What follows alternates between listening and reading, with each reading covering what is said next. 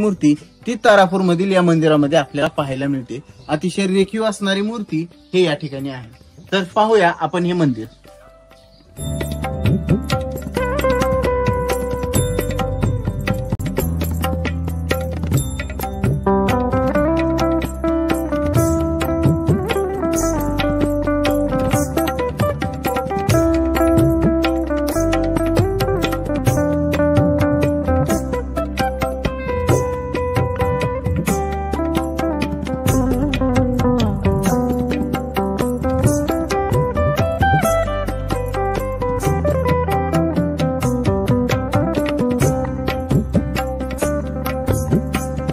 या मंदिराची रचना आहे मुखमंडप, सभामंडप आणि अंतराळ गर्भगृह। एकूण 3 गर्भगृह आहे।